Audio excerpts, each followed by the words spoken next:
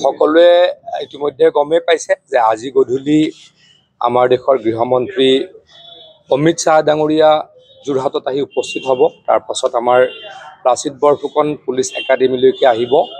খুব আটক ধুনীয়াকৈ অসমৰ মাননীয় মুখ্যমন্ত্ৰী ডাঙৰীয়াই আমাৰ লাচিত বৰফুকন পুলিচ একাডেমীটো সজাইছে আৰু আমাৰ কাৰণে গৌৰৱৰ কথা। ইতিমধ্যে মণিপুৰৰ আৰক্ষী বিষয়া বা আৰক্ষীসকল আহি প্ৰশিক্ষণ লৈ গ'ল।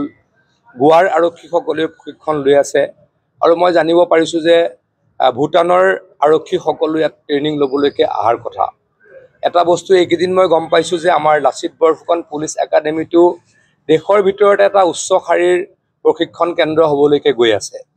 প্ৰথম পৰ্যায়ৰ যি প্ৰশাসনিক ভৱন বা লেবৰেটৰী বা এই গোটেইখিনি অহাকালি আমাৰ গৃহমন্ত্ৰী ডাঙৰীয়াই ৰাইজৰ কাৰণে বা আৰক্ষীসকলৰ কাৰণে উচৰ্গা কৰিব আৰু দ্বিতীয় ফেজ য'ত নেকি আমাৰ হোষ্টেল আৰু প্ৰায় 400-450 ফ্লেটছ আমাৰ যিসকল বিষয়া কৰ্মচাৰী আৰক্ষী তাত থাকিব, প্ৰশিক্ষণ থাকিব, তেখেতলোকৰ কাৰণে আধাৰশিলা কৰিব। মুঠৰ ওপৰত অসমৰ কাৰণে এটা ভাল খবৰ, ভাল দিন।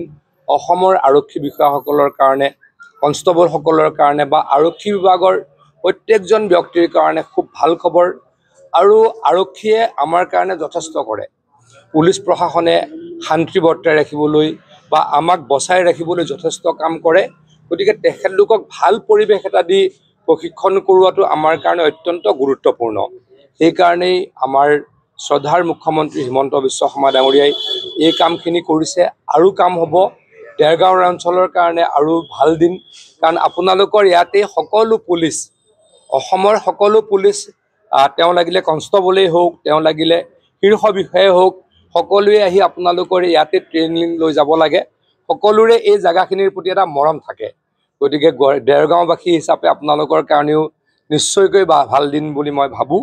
সকলোকে মই কাইলৈৰ সভাখনলৈকে নিমন্ত্ৰণ জনাইছোঁ। আপোনালোকো আহক, দেৰগাঁৱৰ কথা অসমলৈকে বিয়পক, ভাৰতবৰ্ষলৈকে বিয়পক। তাৰ কাৰণে মই ভগৱানৰ ওচৰত প্ৰাৰ্থনা কৰিছোঁ। মূল কাৰ্যসূচী এইটোৱে যে আমাৰ যিটো নতুন বিল্ডিং, আমাৰ তাতে 6টা লেবৰেটৰী থাকিব। কালি এজন মই IPS অফিচাৰৰ লগত কথা পাতিছিলোঁ, নতুনকৈ আহিছে IPS অফিচাৰ। তেখেতক সুধিছিলোঁ যে এইখিনি ফেচিলিটিজ কেনেকুৱা ধৰণৰ হৈছে, নেশ্যনেল লেভেলৰ হৈছেনে? তেখেতে মোক কৈছিলে যে ছাৰ এইটো নেশ্যনেল লেভেলতকৈ ভাল হৈছে। 6টা লেবৰেটৰী ক'তো নাথাকে বা 6টা ক্লাছৰুম ক'তো নাথাকে।